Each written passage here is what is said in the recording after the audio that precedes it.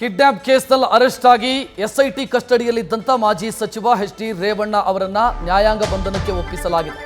ಮೇ 14ರವರೆಗೂ ಕೂಡ ನ್ಯಾಯಾಂಗ ಬಂಧನ ಫಿಕ್ಸ್ ಆಗಿದೆ.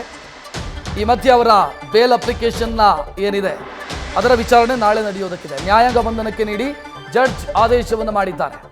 ನ್ಯಾಯಾಂಗ ಬಂಧನ ಅಂತಂದ್ರೆ ಜೈಲು, ಪರಪ್ಪನ ಅಗ್ರಹಾರ. ಪರಪ್ಪನ ಅಗ್ರಹಾರಕ್ಕೂ ಕರ್ನಾಟಕದ ರಾಜಕಾರಣಿಗಳು ಬಹಳ ಹತ್ತಿರದ ಸಂಬಂಧ ಇದೆ. ಒಂದು ವೇಳೆ ಜೈಲು ಸೇರಿದ್ರೆ, ಯಾಕಂತಂದ್ರೆ ಇದು ಮೆಡಿಕಲ್ ಗ್ರೌಂಡ್ಸ್ ಮೇಲೆ ಅವರನ್ನ ನ್ಯಾಯಾಂಗ ಬಂಧನಕ್ಕೆ ಕೊಟ್ಟಿರೋದು, ಜೈಲು ಸೇರಿದ್ರೆ ಕರ್ನಾಟಕದ ಮತ್ತೊಬ್ಬ ರಾಜಕಾರಣಿ ಪರಪ್ಪನ ಅಗ್ರಹಾರ ಸೇರಿದಂಗೆ ಆಗುತ್ತೆ. ಸೊ ನ್ಯಾಯಾಂಗ ಬಂಧನಕ್ಕೆ ರೇವಣ್ಣ ಅವರು ಹೋಗ್ತಾ ಇದ್ದಾರೆ. 7 ದಿನ ನ್ಯಾಯಾಂಗ ಬಂಧನ ಅಂದ್ರೆ ಪರಪ್ಪನ ಅಗ್ರಹಾರಕ್ಕೆ ಅವರನ್ನ ಕಳುಹಿಸಲಾಗುತ್ತೆ. ಸೊ ಆ ಮೂಲಕ ರೇವಣ್ಣ ಅವರು ಅನಾರೋಗ್ಯದ ಸಮಸ್ಯೆಯನ್ನ ಎದುರಿಸ್ತಾ ಇರೋದ್ರಿಂದ, ಅನಾರೋಗ್ಯ ಇರೋದ್ರಿಂದ ಸದ್ಯ ಅವರನ್ನ ಒಂದು ಜೈಲಲ್ಲೇ ಮೆಡಿಕಲ್ ಫೆಸಿಲಿಟಿ ಇದೆ, ಸೊ ಅದನ್ನು ಬಳಸಲಾಗುತ್ತೋ ಅಥವಾ ತೀವ್ರ ಸಮಸ್ಯೆ ಏನಾದರೂ ಇದ್ರೆ ಆಸ್ಪತ್ರೆಗೆ ದಾಖಲಿಸಲಾಗುತ್ತೆ. ಸೊ 2 ಸಾಧ್ಯತೆಗಳಿದ್ದಾವೆ. ಒಂದು ಮಾಹಿತಿ ಪ್ರಕಾರ ಜೈಲು ಸೇರೋದು ಖಚಿತ ಅನ್ನೋದು ಈಗ ಸಿಗ್ತಾ ಇರುವಂಥ ಡೀಟೇಲ್. ನ್ಯಾಯಾಂಗ ಬಂಧನಕ್ಕೆ ಒಳಗಾಗಿರೋದ್ರಿಂದ 2 ಆಪ್ಷನ್. ಒಂದು, ಅನಾರೋಗ್ಯದ ಸಮಸ್ಯೆ ಅಥವಾ ಆರೋಗ್ಯದ ಸಮಸ್ಯೆ ಇರೋದ್ರಿಂದ ಅವರನ್ನ ಜೈಲಲ್ಲಿ ಅವರಿಗೆ ಟ್ರೀಟ್ಮೆಂಟ್ ಕೊಡಬೇಕು. 1. 2, ಇಲ್ಲ ಹೆಚ್ಚಿನ ಚಿಕಿತ್ಸೆಯ ಅಗತ್ಯ ಇದೆ ಅಂತ ಆಸ್ಪತ್ರೆಗೆ ಮೂವ್ ಮಾಡಬೇಕು. So 2 option. ಸೊ ಏನಾಗುತ್ತೆ ಅನ್ನೋದು ಸದ್ಯಕ್ಕಿರುವಂಥ ಕುತೂಹಲ. ನಾನು ಆಗಲೇ ಹೇಳಿದೆ, ಪರಪ್ಪನ ಅಗ್ರಹಾರ ರಾಜಕೀಯ ಕ್ಷೇತ್ರದ ದಿಗ್ಗಜರು ಆ ಜೈಲನ್ನು ಸೇರಿದಂಥ ಉದಾಹರಣೆಗಳಿದ್ದಾವೆ. ಹೆಸರನ್ನ ಉಲ್ಲೇಖಿಸ್ತಾ ಹೋಗ್ಬೋದು, ಯಾರೆಲ್ಲ ಪರಪ್ಪನ ಅಗ್ರಹಾರ ಜೈಲು ಸೇರಿದ್ರು ಅಂತ. ಈಗ ಮತ್ತೊಬ್ರು ಅದಕ್ಕೆ ಆ್ಯಡ್ ಆಗ್ತಾ ಇದ್ದಾರೆ. ಅವರು ಎಚ್.ಡಿ. ರೇವಣ್ಣ ನ್ಯಾಯಾಂಗ ಬಂಧನಕ್ಕೊಳಗಾಗಿ ಜೈಲು ಸೇರ್ತಾ ಇದ್ದಾರೆ. ಪರಪ್ಪನ ಅಗ್ರಹಾರ ಸ್ವಲ್ಪ ಹೊತ್ತಲ್ಲೇ ಅವರನ್ನ ಜೈಲಿಗೆ ಕಳುಹಿಸಲಾಗತ್ತೆ ಅನ್ನೋ ಮಾಹಿತಿ. ಯಾಕಂತಂದ್ರೆ ಕಸ್ಟಡಿ ಅಂತ್ಯ ಆಗಿದೆ. ನೆಕ್ಸ್ಟ್ ಇನ್ ಆಪ್ಷನ್ ಇರೋದು ನ್ಯಾಯಾಂಗ ಬಂಧನಕ್ಕೆ ಒಳಪಡಿಸೋದು. ಈ ಪರಪ್ಪನ ಅಗ್ರಹಾರ ಜೈಲಿನಲ್ಲಿ ಕನ್ವಿಕ್ಷನ್ ಆಗಿ ಇದ್ದಂಥ ರಾಜಕಾರಣಿಗಳು ಬಹಳ ಜನ, ಅಂಡರ್ ಟ್ರಯಲ್ ಪ್ರಿಸ್ನರ್ ಆಗಿ ವಿಚಾರಣಾಧೀನ ಕೈದಿಗಳಾಗಿದ್ದಂಥವ್ರು ಬಹಳ ಜನ. ಸೊ ಈಗ ರೇವಣ್ಣ ಅವರು ಅದಕ್ಕೆ ಆ್ಯಡ್ ಆದರು. ಈ ಕೇಸ್ನಲ್ಲಿ, ಕಿಡ್ನಾಪ್ ಕೇಸ್ನಲ್ಲಿ, KR ನಗರ ಕಿಡ್ನಾಪ್ ಕೇಸಿಗೆ ಸಂಬಂಧಿಸಿದಂತೆ ರೇವಣ್ಣ ಅವರು ಅದಕ್ಕೆ ಆ್ಯಡ್ ಆಗ್ತಾ ಇದ್ದಾರೆ.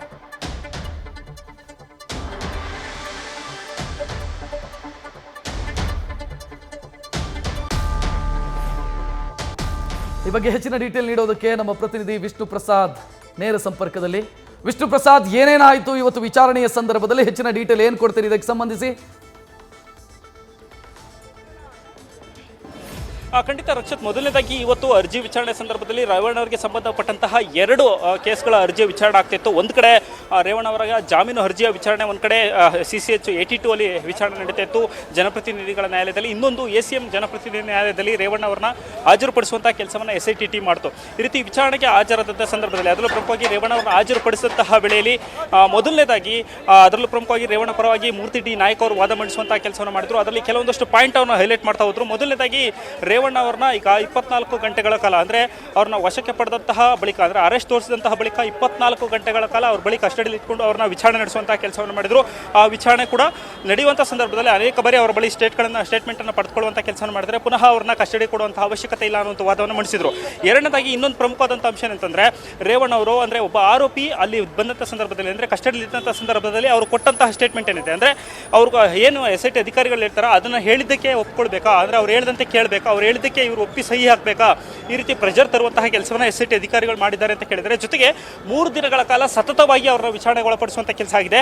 ಆದರೂ ಕೂಡ ಬಲವಂತವಾಗಿ ಪುನಃ ಕಸ್ಟಡಿಗೆ ಕೇಳುವಂತಹ ಕೆಲಸವನ್ನು ಇಲ್ಲಿ ಮಾಡ್ತಿದ್ದಾರೆ. ಮತ್ತೆ ಕಸ್ಟಡಿಗೆ ಕೇಳಬೇಕು ಅಂತಂದ್ರೆ ಪುನಃ ಕಸ್ಟಡಿಗೆ ಕೊಡಬೇಕು ಅಂತೇಳಿ 21 ಅಂಶಗಳಿಗೆ ಸಂಬಂಧಪಟ್ಟಂತಹ ಕೆಲವೊಂದಷ್ಟು ಆಕ್ಷೇಪಣೆಯ, ಮತ್ತೆ ಯಾಕೆ ರಿಮಾಂಡ್ ಬೇಕು, ಕಸ್ಟಡಿ ಬೇಕು ಅಂತೇಳಿ ರಿಮಾಂಡ್ ಅಪ್ಲಿಕೇಶನ್ ಅನ್ನು ಕೊಡುವಂತಹ ಕೆಲಸವನ್ನು SIT ಅಧಿಕಾರಿಗಳು ಮಾಡಿದ್ರು.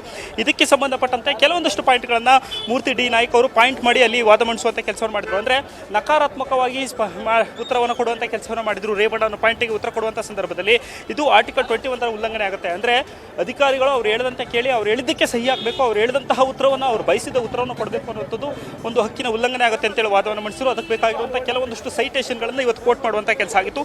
ಇದರ ಜೊತೆಗೆ ಇನ್ನೊಂದು ಪ್ರಕರಣದ ವಿಚಾರಣೆಗೆ ಸಂಬಂಧಪಟ್ಟಂತೆ ಈಗಾಗಲೇ ಪ್ರಕರಣದ ಇನ್ವೆಸ್ಟಿಗೇಷನ್ ಈಗಾಗಲೇ ಕಂಟಿನ್ಯೂ ಆಗ್ತಿದೆ.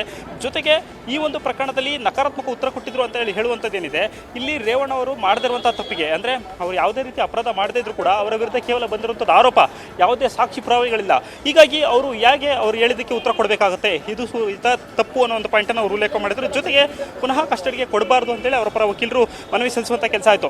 ಇದರ ನಡುವೆ ನ್ಯಾಯಾಧೀಶರು ರೇವಣ್ಣ ಅವರನ್ನ ಕೆಲವೊಂದಷ್ಟು ಪ್ರಶ್ನೆಗಳಿಗೆ ಉತ್ತರವನ್ನು ಕೇಳುವಂಥ ಕೆಲಸವನ್ನು ಮಾಡಿದರು. ಮೊದಲನೇದಾಗಿ ಕೇಳಿದ್ದು, ನೀವು ಚೆನ್ನಾಗಿದ್ದೀರಾ, ಅವರು ಚೆನ್ನಾಗಿ ನೋಡ್ಕೊಂಡ್ರ ಅನ್ನೋ ಪಾಯಿಂಟನ್ನು ಕೇಳಿದರು. ಇದಕ್ಕೆ ರೇವಣ್ಣನವರು ಗದ್ಗದಿತವಾಗಿ ಸುಮಾರು ಅವರೇ ಒಂದು 5 ನಿಮಿಷಗಳ ಕಾಲ ವಾದ ಮಾಡಿರುವ ರೀತಿಯಲ್ಲಿ ಉತ್ತರವನ್ನು ಕೊಡುವಂಥ ಕೆಲಸವನ್ನು ಮಾಡಿದರು. ಮೊದಲನೇದಾಗಿ, ತನಗೆ SITಯಲ್ಲಿ ಕಿರುಕುಳ ಆಗ್ತಿದೆ, 3 ದಿನಗಳಿಂದ ನಾನು ಸರಿಯಾಗಿ ನಿದ್ದೆಯನ್ನು ಮಾಡಿಲ್ಲ, ನನಗೆ ಹೊಟ್ಟೆ ಹುರಿ ಇದೆ, ನನ್ನ ಆಸ್ಪತ್ರೆಗೆ ಕರೆದುಕೊಂಡು ಹೋಗೋದಕ್ಕೂ ಕೂಡ SIT ಅಧಿಕಾರಿಗಳು ಸರಿಯಾಗಿ ಸ್ಪಂದಿಸಲಿಲ್ಲ, ಜೊತೆಗೆ ನಾನು ಯಾವುದೇ ರೀತಿ ತಪ್ಪನ್ನು ಮಾಡಿಲ್ಲ, ನನ್ನ ವಿರುದ್ಧ ಇದು ಷಡ್ಯಂತ್ರ ಮಾಡಲಾಗಿದೆ ಅನ್ನೋ ಪಾಯಿಂಟನ್ನು ಇವತ್ತು ಪುನಃ ಅವರು ಉಲ್ಲೇಖಿಸುವಂಥ ಕೆಲಸ ಆಯಿತು. ಜೊತೆಗೆ ಅವರು ಹೇಳಿದ್ದಕ್ಕೆ ನಾನು ಒಪ್ಕೊಳ್ಬೇಕಾ, ನಾನು ಒಪ್ಕೊಳ್ಳಿಲ್ಲ ಅಂತೇಳಿ ಅವರು ನನಗೆ ಸರಿಯಾಗಿ ಸ್ಪಂದಿಸ್ತಿಲ್ಲ ಅನ್ನೋ ಪಾಯಿಂಟನ್ನು ಉತ್ತರವನ್ನು ಮಾಡಿದರು. ಜೊತೆಗೆ ಇನ್ನೊಂದು ಪ್ರಮುಖವಾದಂತಹ ಉತ್ತರ ಏನಂತಂದರೆ, ನನ್ನ ತಂದೆ ತಾಯಿಗೆ ವಯಸ್ಸಾಗಿದೆ, ಹಾಗಾಗಿ ನಾನು ನನ್ನ ತಂದೆನ ನೋಡೋದಕ್ಕಿಂತ ಅವತ್ತು ನಾನು ಮನೆಗೆ ಹೋಗಿದ್ದೆ, ಒಳಗಡೆ ಏನಾಗ್ತಿದೆ ಅಂತಲೂ ಕೂಡ ನನಗೆ ಗೊತ್ತಿರಲಿಲ್ಲ, ಬಂದಂಥವ್ರು ಏಕಾಕಿ ನಾನು ಅರೆಸ್ಟ್ ಮಾಡ್ಕೊಂಡ್ಬಂದರು ಅನ್ನೋ ಪಾಯಿಂಟನ್ನು ಉಲ್ಲೇಖ ಮಾಡ್ತಾರೆ. ಇದರ ನಡುವೆ ರೇವಣ್ಣನವರು ಹೇಳಿದಂತಹ ಪಾಯಿಂಟಿಗೆ ಜಗದೀಶ್ ಅವರು ಆಕ್ಷೇಪ ವ್ಯಕ್ತಪಡಿಸುವಂಥ ಕೆಲಸವನ್ನು ಮಾಡಿದ್ರು. ಇವರು ಮಾಧ್ಯಮಗಳ ಮುಂದೆ ಹೋಗಿ ಹೇಳಿಕೆ ಕೊಡುವಂಥ ಕೆಲಸವನ್ನು ಮಾಡಿದ್ದಾರೆ ಅಂತ ಪಾಯಿಂಟನ್ನು ಹೇಳಿದರು. ಇದಕ್ಕೆ ರೇವಣ್ಣನವರು ಹೇಳಿದ್ದೇನೆಂದರೆ, ನಾನಾಗಿ ಹೋಗಿ ಹೇಳಿಕೆ ಕೊಟ್ಟಿದ್ದಿಲ್ಲ, ನಾನು ಇದ್ದಂಥ ಸಂದರ್ಭದಲ್ಲಿ ಮಾಧ್ಯಮದವರು ಬಂದು ಪ್ರಶ್ನೆ ಕೇಳಿದಂಥ ಸಂದರ್ಭದಲ್ಲಿ ನಾನು ಪ್ರತಿಕ್ರಿಯಿಸಿದೆ ಅಷ್ಟೇ. ನಾನು ಹಾಗೆ ಮಾಧ್ಯಮಗಳ ಮುಂದೆ ಹೇಳಿಕೆ ಕೊಡಬೇಕು ಅಂತಾಗಿದ್ದರೆ ನನ್ನ ಬಂಧನ ಆಗೋಕ್ಕೆ ಮುಂಚೆನೇ ನಾನು ಪ್ರೆಸ್ ಮೀಟ್ ಮಾಡಿ ಎಲ್ಲದನ್ನು ಹೇಳುವಂಥ ಕೆಲಸವನ್ನು ಮಾಡ್ತಿದ್ದೆ. ನಾನು ಆ ಥರ ಮಾಡಿಲ್ಲ. ನನ್ನ 30 ವರ್ಷದ ಜೀವನದಲ್ಲಿ ನನ್ನ ವಿರುದ್ಧ ಯಾವುದೇ ರೀತಿ ಆರೋಪಗಳು ಕೇಳಬಂದಿಲ್ಲ, ಯಾವುದೇ ಒಂದು ಕೇಸ್ ಕೂಡ ದಾಖಲಾಗಿಲ್ಲ. ಇದು ದುರುದ್ದೇಶಪೂರ್ವಕವಾಗಿ ರಾಜಕೀಯ ಪ್ರೇರಿತವಾಗಿ ಮಾಡಿದ್ದಾರೆ ಅನ್ನೋ ಪಾಯಿಂಟನ್ನು ಅವರು ಉಲ್ಲೇಖ ಮಾಡಿದರು. ಇದರ ಜೊತೆಗೆ ನನಗೆ ಆಸ್ಪತ್ರೆಗೆ ಹೋಗುವಂಥ ಸಂದರ್ಭದಲ್ಲಿ ಹೊಟ್ಟೆ ಹುರಿ ಇತ್ತು, ನನ್ನ ಆಸ್ಪತ್ರೆಗೆ ಕರ್ಕೊಂಡು ಹೋಗಿದ್ರು, ಆದರೂ ಕೂಡ ನಿನ್ನೆನೂ ಕೂಡ ಟ್ರೀಟ್ಮೆಂಟ್ ಆಗಿದೆ, ಇವತ್ತು ಕೂಡ ನನಗೆ ಟ್ರೀಟ್ಮೆಂಟ್ನ ಅವಶ್ಯಕತೆ ಇದೆ ಅಂತೇಳಿ ಸ್ವತಃ ರೇವಣ್ಣ. ವಿಷ್ಣು ಪ್ರಸಾದ್, ಇಲ್ಲೇ ನನಗೊಂದು ಡೌಟ್ ಇದೆ ವಿಷ್ಣು ಪ್ರಸಾದ್. ಈಗ ನೇರವಾಗಿ ಜೈಲಿಗ ನ್ಯಾಯಾಂಗ ಬಂಧನ ಆಗಿರೋದ್ರಿಂದ ಅಥವಾ ಆರೋಗ್ಯ ಸಮಸ್ಯೆ ಪ್ರಸ್ತಾಪ ಆಗಿರೋದ್ರಿಂದ ಜೈಲಿಗೆ ಹೋಗಿ ಆಸ್ಪತ್ರೆಗೆ ಹೋಗುವಂತ ಸಾಧ್ಯತೆ ಏನಾದರೂ ಇದೆಯಾ? ಏನು ಯಾವ ರೀತಿ ಆಗುತ್ತೆ ಇದರಲ್ಲಿ?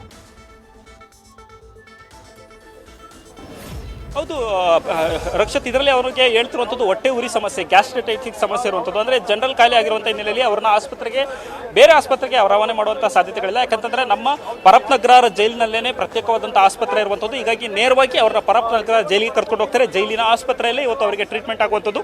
ಸದ್ಯ ಇಲ್ಲಿಂದ ನೇರವಾಗಿ ರೇವಣ್ಣ ಪರಪ್ನಗರ ಜೈಲು ಸೇರ್ತಾರೆ. ಮೇ 14 ತನಕ ಅವರು ಜೈಲಿನಲ್ಲೇ ಇರ್ತಾರೆ. ಅದಾದ ಬಳಿಕ ಈ ಒಂದು ವಿಚಾರಣೆ ಮುಂದುವರಿಯುವಂಥದ್ದು. ಮತ್ತು ಇದರ ನಡುವೆ ಇನ್ನೊಂದು ಪಾಯಿಂಟ್ ಏನಂತಂದರೆ, ಜಾಮೀನು ಅರ್ಜಿಯ ವಿಚಾರಣೆ ಕೂಡ ನಡೀತಾ ಇತ್ತು. ಅದು 82 CCH ನ್ಯಾಯಾಲಯದಲ್ಲಿ ವಿಚಾರಣೆ ನಡೆಸುವಂಥ ಸಂದರ್ಭದಲ್ಲಿ ಅರ್ಜಿ ವಿಚಾರಣೆ ನಾಳೆಗೆ ಮುಂದೂಡಿಕೆ ಮಾಡಿದ್ದಾರೆ. ಹೀಗಾಗಿ ನಾಳೆ ಜಾಮೀನು ಸಿಕ್ಕುವಂತಹ ಅದರ ಆಧಾರದ ಮೇರೆಗೆ ಜಾಮೀನು ಸಿಗುತ್ತಾ ಇಲ್ವೋ ಅನ್ನೋದ್ರ ಮೇಲೆ ರೇವಣ್ಣನವರು ಜೈಲಿನಲ್ಲಿ ಎಷ್ಟು ದಿನ ಇರ್ತಾರೆ ಅನ್ನೋಂಥದ್ದು ಡಿಸೈಡ್ ಆಗುತ್ತೆ ರಕ್ಷತ್. ಸದ್ಯ ಇವತ್ತಂತೂ ಈಗ ನೇರವಾಗಿ HD ರೇವಣ್ಣ ಅವರು ಪರಪ್ನಗರ ಜೈಲಿಗೆ ಹೋಗೋದಂತೂ ಪಕ್ಕ. ಥ್ಯಾಂಕ್ ಯು ವಿಷ್ಣು ಪ್ರಸಾದ್ ಮಾಹಿತಿಗೆ. ಅಲ್ಲಿ ಕರ್ನಾಟಕದ ಮತ್ತೊಬ್ಬ ರಾಜಕಾರಣಿ ಪರಪ್ಪನ ಅಗ್ರಹಾರ ಜೈಲು ಸೇರೋದು ಖಚಿತ ಆಗಿದೆ. ನ್ಯೂಸ್ ಫಸ್ಟ್ ನಿರ್ಭೀತಿಯಿಂದ ನಿಮ್ಮ ಪರವಾಗಿ.